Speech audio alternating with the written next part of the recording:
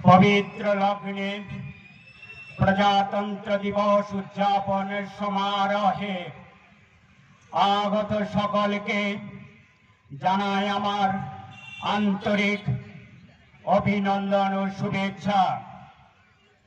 भारतेर गणतंत्रेर उल्लेखযোগ্য दिन এই प्रजातंत्र दिवस आमादेर मातृभूमि भारत दीर्घकाल धरे ब्रिटिश शासनेर दास छिलो, जार समय भारतीय जनगण ब्रिटिश शासन द्वारा प्रणीत आईन मानते बाध्य हयेछिलेन।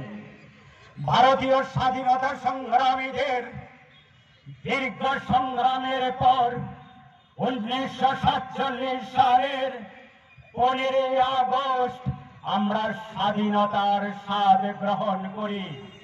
1949 সাল 9 নভেম্বর গণপরিষদের প্রথম অধিবেশন অনুষ্ঠিত হয়। এই অধিবেশনে যোগ দিয়েছিলেন 207 জন সদস্য। সবার নেতৃত্ব দিয়েছিলেন ভারতীয় সংবিধানের রূপকার ভীমরাও আম্বেদকর জি। অবশেষে 1949-এর 26শে নভেম্বর গৃহীত হয় ভারতের সংবিধান। কার্যকর করা হয় তার 2 মাস পর, অর্থাৎ 26শে জানুয়ারি 1950।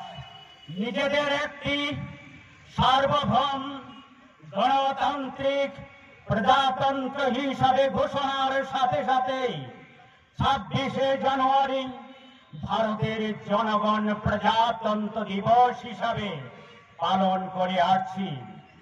1976 সালে 42তম সংবিধান সংশোধনের প্রস্তাবনার সঙ্গে সমাজতান্ত্রিক এবং ধর্মনিরপেক্ষ শব্দদ্বয় যুক্ত করে ভারতবর্ষকে সম্পূর্ণ নাম হল সার্বভৌম সমাজতান্ত্রিক ধর্মনিরপেক্ষ গণতান্ত্রিক প্রজাতন্ত্র। ভারতের সাধারণতন্ত্র দিবস বা প্রজাতন্ত্র দিবস পালিত হয় 1950 সালের 26শে জানুয়ারি তারিখে। ভারত শাসনের জন্য 1935 সালের ভারত সরকার আইনের পরিবর্তে ভারতীয় সংবিধান কার্যকরী হওয়ার ঘটনাকে স্মরণ করে জাতীয় দিবস হিসাবে এই দিনটি উদযাপন করা হয়। হাজার হাজার মানুষ একদিন নিজেদের জীবনের তোয়াক্কা না করেই লড়াইয়ে নেমেছে বলেই কিন্তু আজ আমরা এই দিনটি দেখতে পাচ্ছি। প্রজাতন্ত্র দিবসে তাদের বলিদানের প্রতি রইল আমার সশ্রদ্ধেয় প্রণাম। আজ এই সমারোহে বিশেষভাবে আমার স্নেহের ছাত্রছাত্রীরা উপস্থিত রয়েছেন। ভারতের প্রস্তাবনায় যে 5টি শব্দ উচ্চারণ করা হয়েছিল, সার্বভৌম সমাজতান্ত্রিক ধর্মনিরপেক্ষ গণতান্ত্রিক রাষ্ট্র হিসাবে আমি আজকের এই সবার দুটো বিষয় নিয়ে আলোচনা করছি, গণতন্ত্র ও প্রজাতন্ত্র। গণতন্ত্র আমরা কোথায় থেকে পেয়েছিলাম?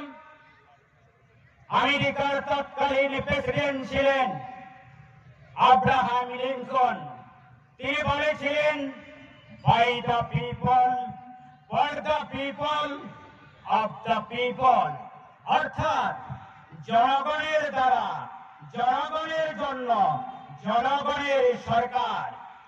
এই গণতান্ত্রিক ব্যবস্থায় একটা সরকার থাকবে, সেই সরকারে জনগণের তার অধিকার রয়েছে।